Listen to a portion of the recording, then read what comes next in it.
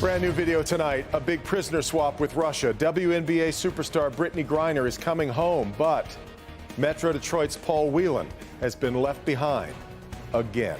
Topping our news at 5, Griner was, of course, caught in Russia with cannabis oil. What about Paul Whelan, who's been serving now almost 4 years on espionage charges? The Novi man has been in Russian custody for 4 years. President Biden says he won't be forgotten. Whelan's family, though, isn't so sure. Rod Maloney live in Westland tonight. And Rod, you spoke to his brother today, and Paul is also speaking out from behind bars. That's right. It's a unique day in this 4-year-long saga now that all of the Whelan siblings have weighed into all of this. I had a chance to interview David via Zoom today. Paul spoke out also, and this is what he had to say. Greatly disappointed that more has not been done to secure my release, especially as the 4-year anniversary of my arrest is coming up. With this phone call, Paul is risking another serious cutoff from his family. He's been calling his parents daily, and they've gotten used to the close contact. He obviously believes now he has nothing to lose. I'm happy that Brittney is going home today and that Trevor went home when he did, but I don't understand why I'm still sitting here. My bags are packed.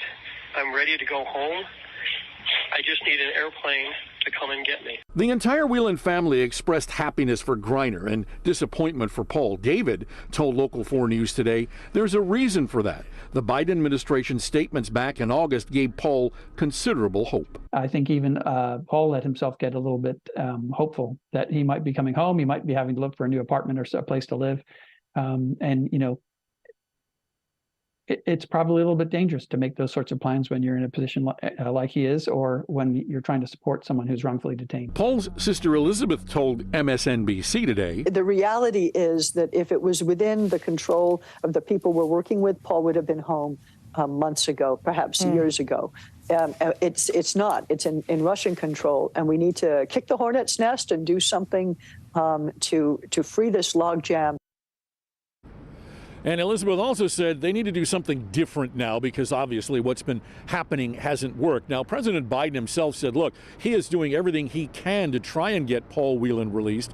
But the Russians, and the president said it this way, unjustifiably are treating his case very differently. He has been convicted of spying, and so therefore they're looking for far more than what they were able to get today, which was the release of an arms dealer. Back to you. Yes, and Rod, we're also hearing from Whelan's Russian attorney, and he believes he might be freed soon. What's the Whelan family saying about that news?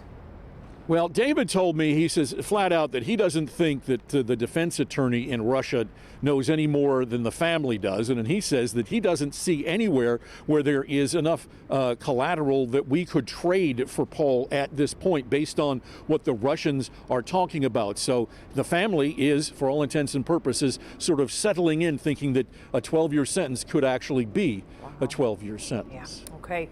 Rod, thanks.